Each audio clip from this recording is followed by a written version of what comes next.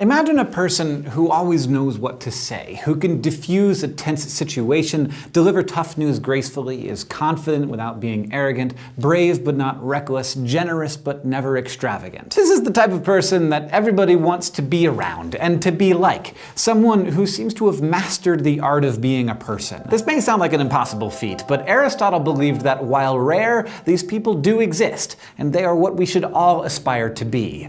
Virtuous. And there's a whole moral theory based on this idea of virtue. But unlike most of the moral theories we've discussed, virtue theory doesn't spend a lot of time telling you what to do. There's no categorical imperative or principle of utility. Instead, virtue theory is all about character. Rather than saying, follow these rules so that you can be a good person, Aristotle and other virtue theorists reasoned that if we can just focus on being good people, the right actions will follow effortlessly. Become a good person, and you will do good things. No rule book needed. So why should you become a virtuous person? Because eudaimonia.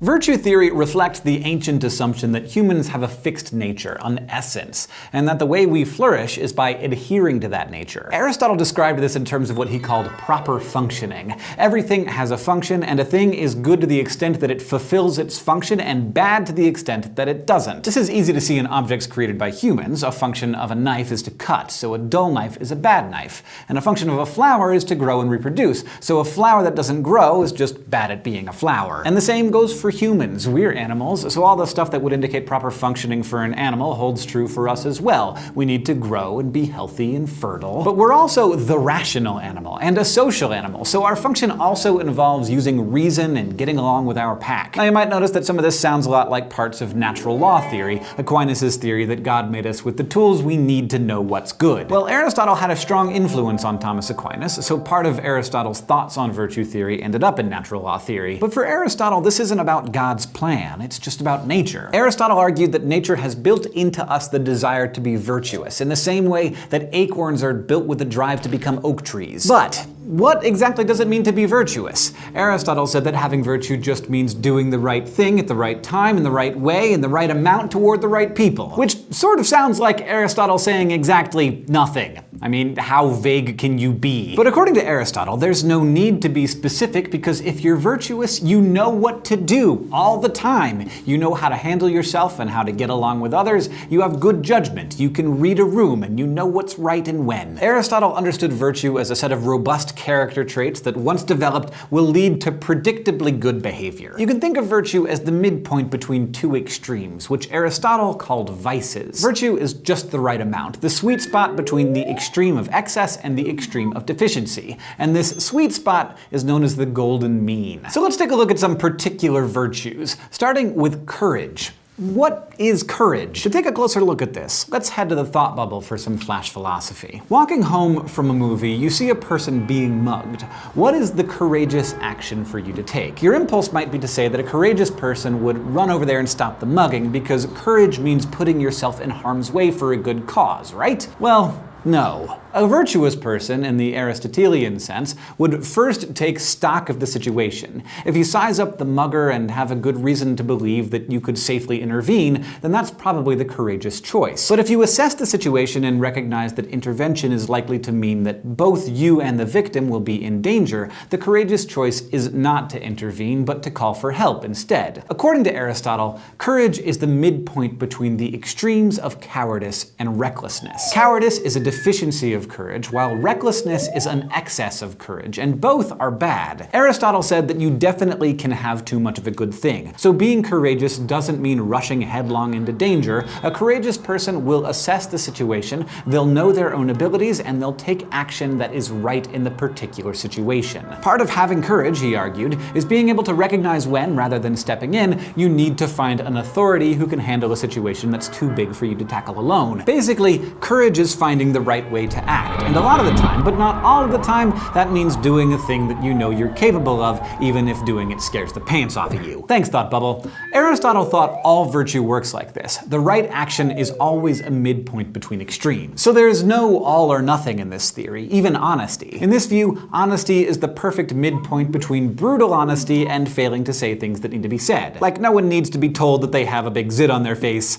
They already know. The virtue of honesty means knowing what needs to be put out there and what you should keep quiet about. And it also means knowing how to deliver hard truths gracefully, how to break bad news gently, or to offer criticism in a way that's constructive rather than soul-crushing. The virtue of generosity works the same way. It avoids the obvious vice of stinginess, but also doesn't give too much. It's not generous to give drugs to an addict, or to buy a round of drinks for everyone in the bar when you need that money for rent. The right amount of generosity means giving when you have it to those who need it. It can mean having the disposition to give just for the heck of it, but it also means realizing when you can't or shouldn't give. So now you can see why Aristotle's definition of virtue was totally vague. Where that golden mean is depends on the situation. But if you have to figure out what virtue is in every situation, how could you possibly ever learn to be virtuous? Aristotle thought there was a lot that you could learn from books, but how to be a good person was not one of them. He said that virtue is a skill, a way of living, and that's something that can only really be learned through experience. Virtue is a kind of knowledge that he called practical wisdom. You might think of it as kind of like street smarts. And the thing about street smarts is that you gotta learn them on the street. But the good news is, you don't have to do it alone. Aristotle said your character is developed through habituation. If you do a virtuous thing over and over again, eventually it will become part of your character. But the way you know what the right thing to do is in the first place is by finding someone who already knows and emulating them. These people who already possess virtue are moral exemplars. And according to this theory, we are built with the ability to recognize them and the desire to emulate them. So you learn virtue by watching it and then doing it. In the beginning, it'll be hard and maybe it'll feel fake because you're just copying someone who's better than you at being a good person. But over time, these actions will become an ingrained part of your character. And eventually, it becomes that robust trait that Aristotle was talking about. It'll just manifest every time you need it.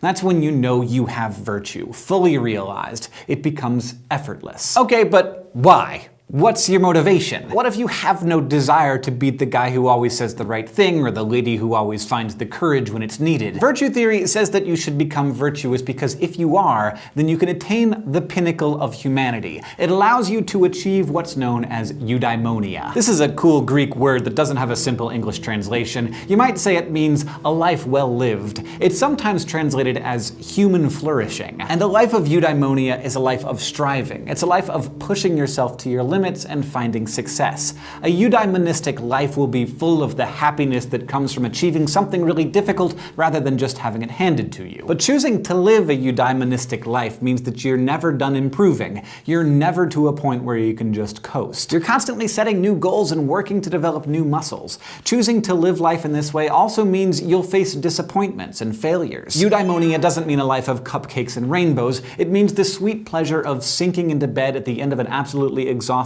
day. It's the satisfaction of knowing you've accomplished a lot and that you've pushed yourself to be the very best person you could be. This is morality for Aristotle. It's being the best person you can be, honing your strengths while working on your weaknesses. And for Aristotle, the kind of person who lives like this is the kind of person who will do good things. Today we learned about virtue theory. We studied the golden mean and how it exists as a midpoint between the vices of excess and deficiency. We talked about moral exemplars and the life of eudaimonia that comes with virtuousness. Next time, we're going to consider a tricky little problem in ethics known as moral luck. Crash Course Philosophy is produced in association with PBS Digital Studios. You can head over to their channel to check out a playlist of the latest episodes from shows like PBS Spacetime, Barbecue with Franklin, and PBS Offbook. This episode of Crash Course was filmed in the Dr. Cheryl C. Kinney Crash Course studio with the help of all of these awesome people, and our equally fantastic graphics team is Thought Cafe.